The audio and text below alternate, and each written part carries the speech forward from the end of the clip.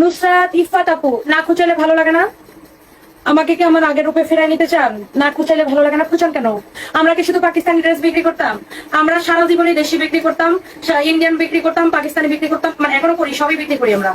চায়নার ব্যাগ বিক্রি করি, জুতা বিক্রি করি, সবই বিক্রি করি আমরা। তা কেন খুঁচান? খুঁচান কেন? খুঁচার কোথায় কি মজা পান?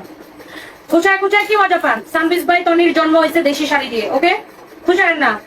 সানবিজ বাই তনির এক একটা শোরুম 2000, 2500, 3000 স্কোয়ার ফিট। তো আমাদের কাস্টমারের চাহিদা অনুযায়ী দেশি বিদেশি সব ধরনের পণ্য রাখতে হয় কাস্টমারের অন ডিমান্ডে। ছেলেদের কাপড়ও রাখতে হয়, ছেলেদের পাঞ্জাবি আমরা রাখি। মেয়েদের কাপড়, মেয়েদের সব তো মেয়েদের কাপড়, মেয়েদের সালোয়ার কামিজ, শাড়ি, ওয়েস্টার্ন, জুতা, ব্যাগ সব রাখি। সাথে ছেলেদের পাঞ্জাবি রাখে কাস্টমারের অন ডিমান্ডে। হ্যাঁ, সানবিজ বাই তনি শুরু হয়েছে টাঙ্গাইলের শাড়ি দিয়ে। তারপরে দেশি বিদেশি সব ধরনের কাপড় সানবিজ বাই তনি বিক্রি করে। খুঁচান কেন? খুঁচায় কি মজা পান? আপনারা কেউ টাকা পেমেন্ট দিবে খুঁচাইলে? কেন খুঁচান? আরেকজনের খুঁচাইতে খুব মজা লাগে, খুঁচান কেন? কারণটা কি? খুঁচায়া মেজাজ নষ্ট করেন না আমার, বুঝে নাই? খারাপ ব্যবহার করতে চাই না আমি কারোর সাথে। কেন খোঁজান আমাকে? আমি আপনার কোনো ক্ষতি করছি? আপনার কোনো ক্ষতি করছি? আমার শোরুম আছে, এসে দেখে নিয়ে যান অনলাইনে বিশ্বাস না হলে। আর অনলাইনে আপনার কাছে অপশন আছে, আপনাকে অপশন দেওয়া হয়েছে ক্যাশ অন ডেলিভারি, 1 পয়সা অ্যাডভান্স নেয় না সানবিজ বাই টনি। ডেলিভারি ম্যান আপনার বাড়িতে প্রোডাক্ট নিয়ে যাবে, অথবা আপনি কুরিয়ারের কাছে প্রোডাক্ট দেওয়া হবে, আপনি টাকা প্রোডাক্ট চেক করে টাকা দিয়ে রিসিভ করবেন। আপনার কাছে অপশন আছে। তো খুঁচান কেন? খুঁচায় কি মজা পান? নিজের চরিত্র জাহির করেন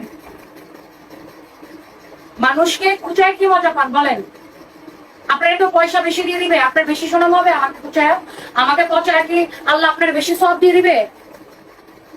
ধর্মের মানে অনেকে শোনান, কিন্তু মানুষকে খুঁচানো যে ধর্মের মধ্যে পড়ে না, এটা তো বুঝেন না। কিছু মানুষের আছে আপু, নিজের জীবনে যদি কিছু করতে পারুক আর না পারুক, অন্য একজন যদি কিছু করতেছে এইটা মনে করেন দেখে জ্বলে পুড়ে শেষ হয়ে যাবে। এটা হচ্ছে কিছু মানুষের চরিত্র।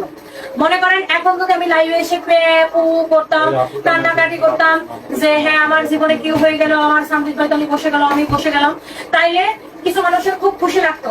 কিন্তু না, আপনারা তো থুতুটা দেন না নিজের গায়ে পড়ে। কারণ আপনারা ছাড়া আমাকে, আপনি হইছে 100%-এর মধ্যে 1%-এর মধ্যে পড়েন। খারাপ মানুষের সংখ্যা হচ্ছে 1%।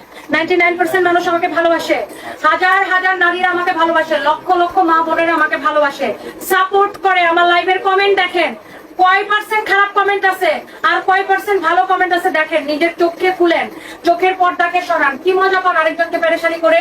আমি কি আপনাকে পেরেশানি করার জন্য লাইভে এসেছি? এখন রাত কয়টা বাজে?